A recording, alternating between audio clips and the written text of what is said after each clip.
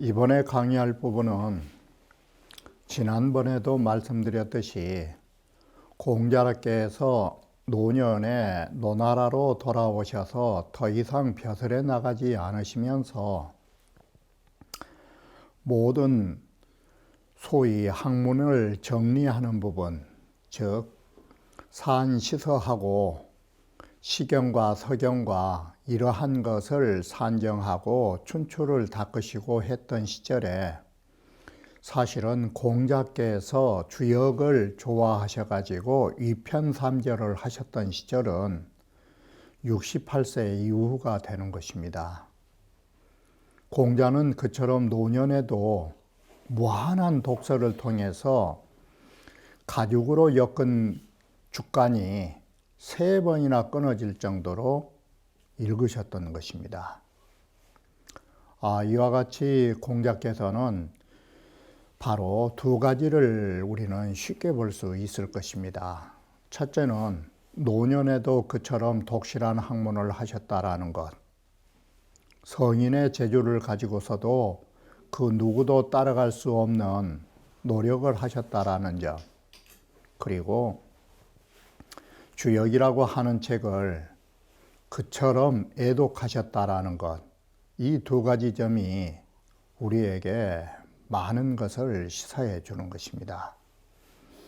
이처럼 많은 독서량을 통해서 공자께서는 바로 주역에 관한 시빅을 자언하시면서 미처 밝히지 못한 부분들을 밝혔다라고 말하는 것입니다.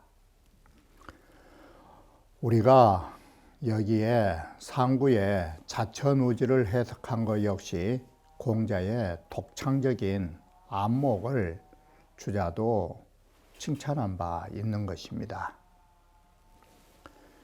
그러면 원문을 보면서 이 부분을 다시 말씀드리기로 하겠습니다.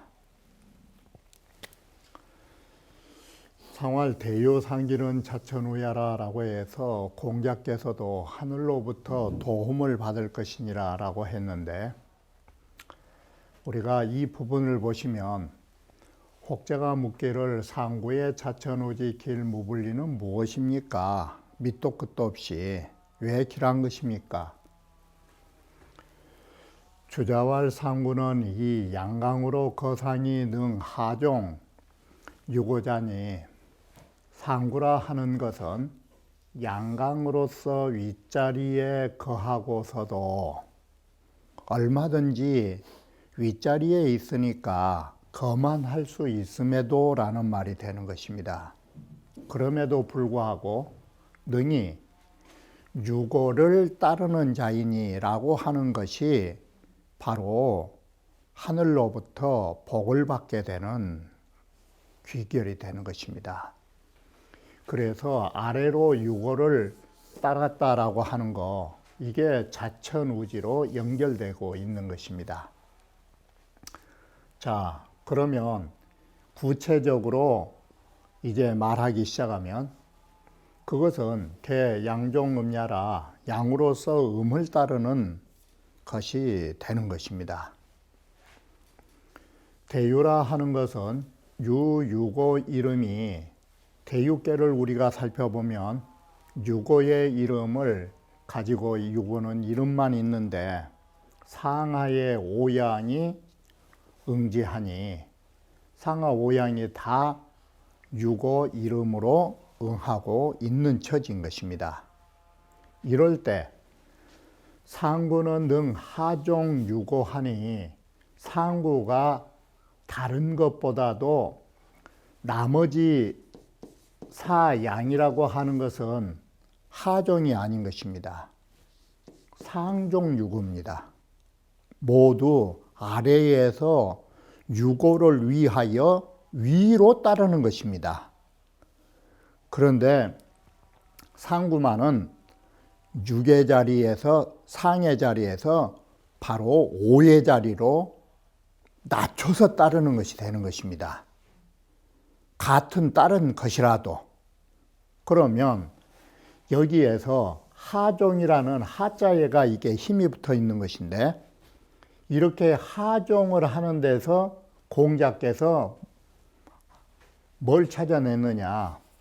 지난번 강의에도 말씀드렸듯이 이신, 사순, 상현이라고 하는 이 세 가지의 의미가 된다가 하종하면 이렇게 되었다가 되는 것입니다. 문장 구조로 쉽게 보시면 바로 이렇게 하종이 아래로 유고를 따르는 것이 믿음을 실천해주고 바로 순리대로 하는 걸 생각하고 그리고 유고의 어짐을 숭상하는 일이 되었다라고 하는 것입니다. 이것이 하종 두 글자에서 이 세 가지 덕을 만들어낸 것입니다.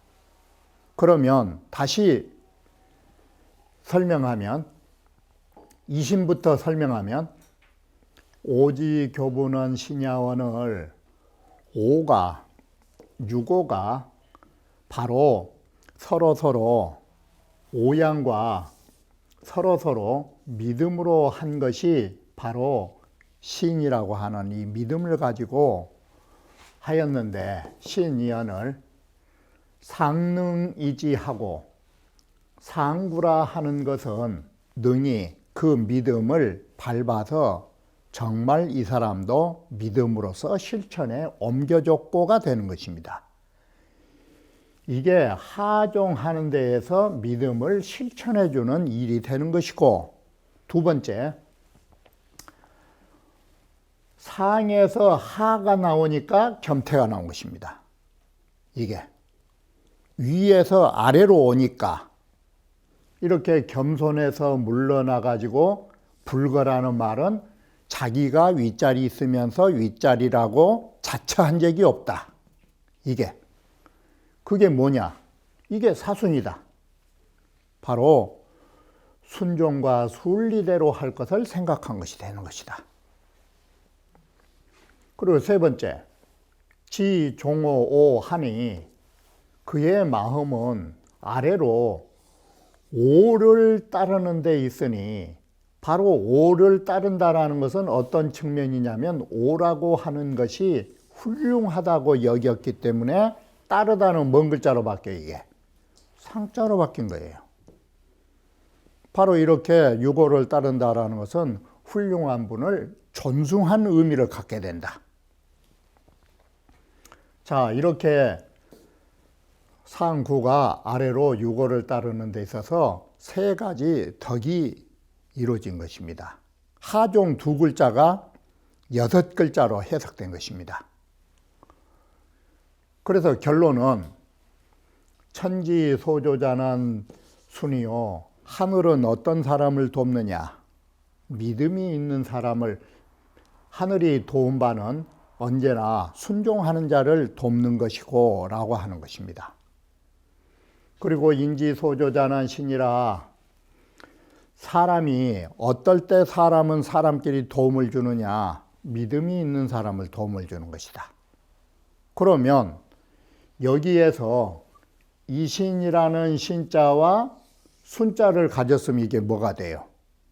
하늘로부터도 도움을 받을 수 있고 사람으로부터도 도움을 받을 수 있는 두 가지를 겸비했다 이 소리예요. 이게 바로 이렇게 모든 사람으로 도움을 받고 하늘로부터도 도움을 받을 수 있는 순리, 이 두 가지가 있었기 때문에 소위로, 이 때문에 유자천우지하야 하늘로부터 도와서 길하여 이롭지 않은 일이 없는 그런 상을 가지게 되었다라고 바로 공자께서 이렇게 말한 것입니다. 그러니 자, 양무개사차 수구면 만약에 개사에서 이 몇 구절을 공자께서 말씀하지 않으셨다면, 이 말은 개사에서 이러한 해석을 공자가 붙이지 않았다면 차효는 아마 상구의 자천우지라는 이 효는 수무수센이라 마침내 거둬짐이 없다, 이 말은 마침내 아마 이 부분은 정리될 수 없었을 것이다. 공자께서 이렇게 딱 말씀해 놓으니까 이처럼 정리가 확연하게 될 수 있었다라고 하는 것입니다. 이 거둘 숫자만 바로 쓰고 죽일 살자는 주로 어조사의 쇠자로 강조형 어미로 음가가 쇠자로 바뀌면서 뜻이 없으니까 바로 이 효는 마침내 수습될 수 없다가 정리될 수 없었을 것이다, 이 소리예요. 자, 2차로 견 성인 도격에 바로 우리는 이러한 개사의 해석으로서 바로 공자라 하시는 분이 주역을 읽으실 적에 견효사 유불명처적, 효사를 공자께서 보시다가, 그러니까 공자가 주역을 읽으시면서 효사를 보다가 뭔가 그 의미가 불분명한 것이 있으면 개사전에 설파니, 개사전에서 설파하셨음을 우리는 볼 수 있었다. 그러니 차류시 아니라 바로 공자께서 위편삼절하시면서 이렇게 의미가 불분명한 것들은 모두 개사정과 같은 데서 이처럼 명쾌한 해석을 공자께서 해주셨다라고 말한 것입니다. 자, 그리고 다음으로 우리는 주역 비지와 같은 것을 보면 비지에서 뭘 했느냐, 상구는 이 양강지 강양지덕으로 거 윌계지 외의 한 개의 밖에 바로 거처하면서 능 안연 퇴처우 무의지지하니 하야, 능히 아무런 지위가 없는 땅이지만 편안하게 물러나 거처하면서, 사람이라는 것이 대통령이나 뭐 하고 나면 또 뭘 하고 싶어 가지고 가만히 있지 못하는데 편안히 거처하면서 다면 불령어 세리제장하니 언제나 욕심 없이 담담하게 그런 권력과 이익이라고 하는 그러한 장에서 마음이 조금도 걸린 적이 없다. 이게 한번 볕을 딱 그만 둬버리면. 그러니 이것이 꼭 어디하고 같으냐, 역사로 보면 앞에서도 있었듯이 이윤이 할 일 다 해서 탕림금 돕고 나니까 고향으로 돌아간다고 말씀드리면서 고향 갔던 일이나 장자방이가, 장량이가 기사는 상기 인간사라고 앞에서 말씀드렸듯이 인간의 모든 일을 버려두고 적송자라는 신선을 따라서 그야말로 불화식, 사람의 음식을 먹지 않고 생식이나 하면서 신선돼가는 이런 무리들과 보기 명절이 종기 복록하나니 그런 자와 그 명절을 보존하면서 바로 그 복록을 끝까지 누리고서 사람이 목숨을 부지하니, 바로 이것은 뭔 말이냐면 환나라, 유방을 도와서 환나라 삼걸이 있었지만 한신은 여후라고 하는 여인의 손에 목숨을 잃었고, 삼걸 중에 하나는 소하같이 믿은 사람도 여러 차례 감옥을 갔어요. 그게 환꼬주가 의심이 많으니까. 그런데 유독 장량이는 이처럼 물러 나와버리니까 끝까지 복록을 누렸던 것이니, 자천우지 길 숙대온 거, 이것이 바로 하늘로부터 도와준 것이고 길한 것이 어느 것이 이것보다 더 크겠는가. 자, 우리는 다시 다른 꾀를 보면 차호라 8꾀 중에 건꾀가 가장 존귀한 꾀인 것입니다. 그런데 건깨가 무슨 의미를 갖고 있는가를 뒷글을 보면 알 수 있는 것입니다. 8卦 중에는 건깨가 가장 존귀한 것이고 64卦 중에는 64개의 태위성이나 64개의 가장 좋은 卦가 태卦것입니다. 태평성대니까. 자, 이렇게 성대하지만 8卦 중에서 가장 존귀한 건깨도 어땠어요? 건깨의 상고에 가면 어떤 구절이 있느냐? 항룡이 유해라고 써놨어요. 항룡이니 유해라. 항하기 때문에 후회를 가져온다라고 써놓은 것이에요. 이게. 그러면 태卦는 어땠어요? 태卦상류계는 성보고 황이라. 성이 다 무너져서 다시 언덕이 돼버렸다고. 그러니 리인이 아니라 부끄러운 일이고 이게 혼란을 가져온 것이다. 자, 이렇게 보면 대육계는 어때요? 대육계는 끝까지 가면서도 복록을 누렸잖아요. 건깨보다 태卦보다. 이게. 그러니 성취비복이 숙약 대유자리요. 성대한 정치와 모든 그야말로 갖춰진 복이 그 어느 것이 대육계만큼 좋은 게 있느냐고. 이렇게 보면 대육계는 태卦보다도 건깨보다도 훨씬 큰 복록을 누리지 않느냐 이 소리예요. 끝까지. 대육계를 보면 육효에서 대육계의 육효를 보면 형일이요. 초효에서는 형통하고 길이요. 이효는 길하고 삼효는 무구하고. 자, 이렇게 되니 내가 말 잘못했다. 형통한 것이 하나고 초효가 형통한 게 아니라 형통한 부분이 하나, 길한 부분이 두 개, 무구가 세 개. 이렇게 해서 여섯효가 나쁜 것이 없다 이 소리예요. 대유 육효가. 자, 이렇게 해서 육효 중에 이렇게 형통한 게 하나요, 길한 게 둘이요, 무구가 삼이니 그러면 이렇게 육효가 다 좋은 이유가 뭐냐? 명주가 재상은 누구겠어요? 유고가 윗자리에 있음에 군현이 필집하야라고 하는 것은 수많은 현인이 누군지 이제는 보이잖아요. 이게 5개의 양을 말하죠. 오양이 다 모여들어서 무일, 패치지, 소인하고 그 어느 하나도 정치를 망가뜨리는 소인이 없고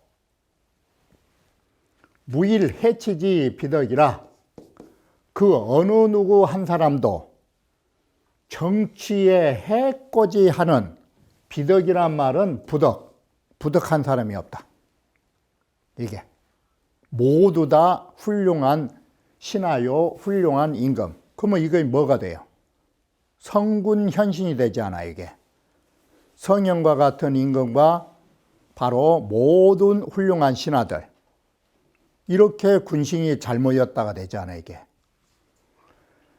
사시하야 바로 이런 때를 당해서 수여 초구 무교의 난진이나 여기는 청나라 때 안목은 무교회를 어떻게 해석했는고는 위의 임금과 사귀지 않음으로써 벼슬에 못 나간 걸로 봤잖아 이게.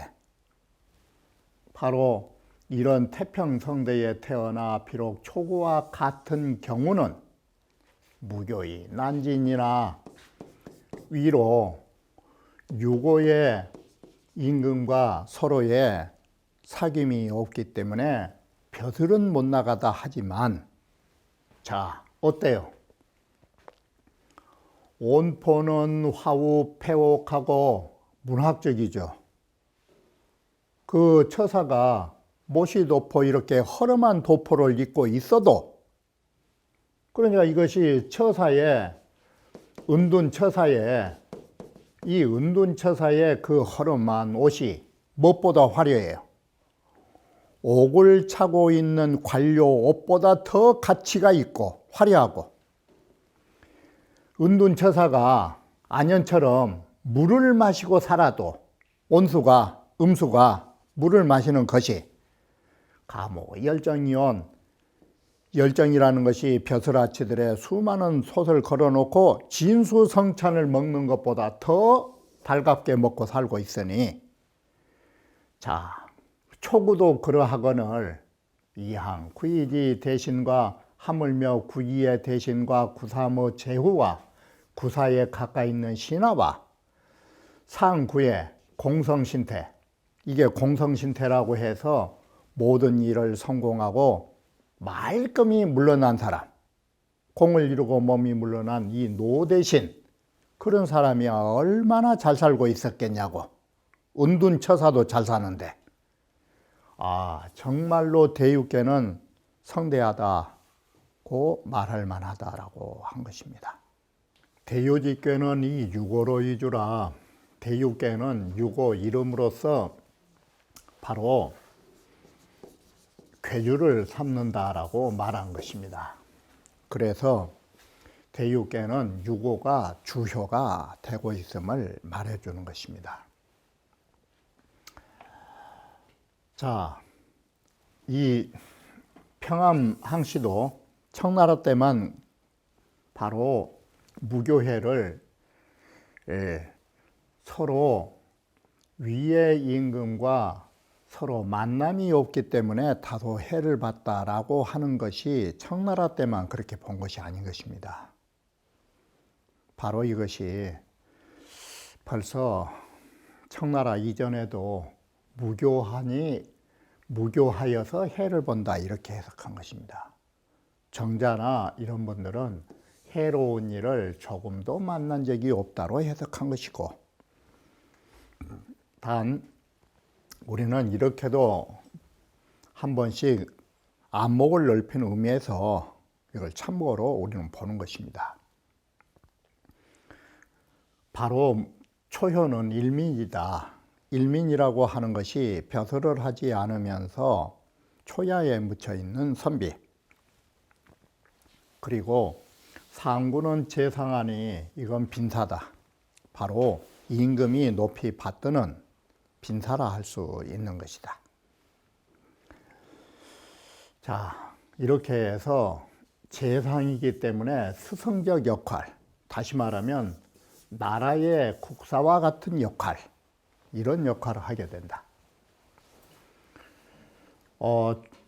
그 가운데에 바로 중효의 삼인은 위신이니 그 중간에 들어있는 삼인은 신하가 되니, 이 구인은 대신이니 수 대유지임이라 큰 대유 시대의 책임을 받은 사람이라 고로 받았다라는 말을 수레로 말할 때 실었다라고 해서 대거이제라고 하였고, 이제요, 삼이라 하는 것은 외신으로 글을 바불기 때문에 고무 조해보러 오는 제후로 보니까 대유의 물건을 받들어서 조공을 바치는 걸로 되어 있기 때문에 여기는 바로 위 향이요, 조향, 조공을 바친다라고 글을 썼고,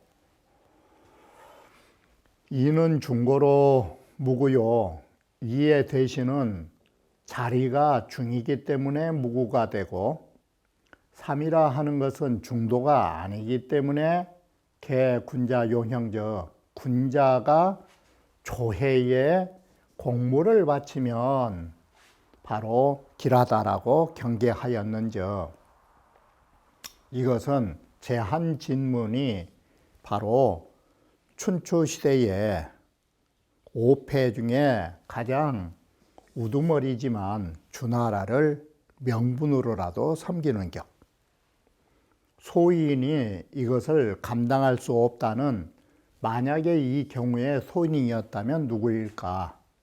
조조라든지 사마이와 같은 사람들, 이런 사람들은 아래의 신하로서 위의 천자를 능욕하고 죽인 사람들. 사는 근신야라 이유로 자억하여 바로 유로서 스스로 억제했기 때문에 불호 대유지 총이라 대유의 총애를 자시하지 않았다가 자만으로 넘어가죠. 그런 것을 자만하거나 자고하지 않았다. 스스로 자기 자신을 드높이지 않았다. 그렇기 때문에 바로 그 성대한 것을 쓰지 않았다라고 말한 것입니다. 비기방이란다. 오라고 하는 것은 임금으로서 이허중께, 이는 가운데가 허하기 때문에 이 중허하니 중부이신이요. 바로 그것이 중심의 믿음으로서 신자 믿음이라고 하는 것이 되고, 상하가 응지하니 바로 상으로는 위에 구가 있고 아래로는 사양이 있고, 이렇게 해서 상하 오양이 유고로 응한즉, 이것은 기부교이라 이 소리는 위에 임금도 믿음으로 했고 오양도 믿음으로 서로 만나고 있는 것이다. 그렇기 때문에 자, 여기에 유고의 입장에서 걱정되는 일이 하나 있다면 소려 자는 거의 무비라. 바로 이처럼 쉬운 모든 일이 잘 풀리니까 쉬운 자리에 거처하면서 대비하는 일이 없을까 봐, 미리 예기치 못한 일이 터질까, 그런 예비성, 대비, 이런 게 없을까 걱정되기 때문에 대비의 차원에서 필위려 내기리라 하니 반드시 위험을 갖춰야 길하다라고 하니, 이것은 욕기 극자 경외하라. 그 능히 스스로가 경계하고 두려운 마음을 가져야 된다라는 것을 원하는 마음에서 이러한 글을 썼다라고 말한 것입니다. 이렇게 해서 대유라 하는 것은 앞에서도 말씀드렸듯이 대유라는 것은 하늘에 있는 횃불과 같은 것이고, 더 크게 비유하면 중천에 떠 있는 태양과 같기 때문에 중천에 떠 있는 태양이라는 것은 천자라고 볼 수 있는 것입니다. 이와 같이 천유일일로 하늘에 있는 하나의 태양으로 모든 만국을, 만국필조, 만국을 모두 다 비춰주는 그러한 상을 가지고 있는 것입니다. 바로 이러한 궤에 있어서 육효라 하는 것이 모두 흉한 궤가 없었다라고 하는 거, 이게 바로 밝음과 바로 힘찬 이 두 가지가, 두 가지의 덕이 합해지면 문명이건, 문명은 밝다, 그리고 힘차게 하다, 이 두 가지 덕을 가진 것이 많은 시대에 갖춘다면 해가 없다라는 것을 알 수 있는 것입니다. 반대로 가진 것은 많은데 만약에 하늘 위에 태양처럼 밝은 안목이 없다고 한다면 이건 어떻게 될까? 가진 것은 많은데 바로 그것이 가진 것은 많다 하지만 혼미하게 되면 그건 반드시 부귀에 탐닉하게 되고, 탐닉하면서 거기에 매몰될 것이라는 것은 자명한 사실인 것입니다. 바로 이런 점에서 대유계를 살펴봐야 할 것입니다. 그러면 다음 강좌에서 다시 말씀드리기로 하겠습니다.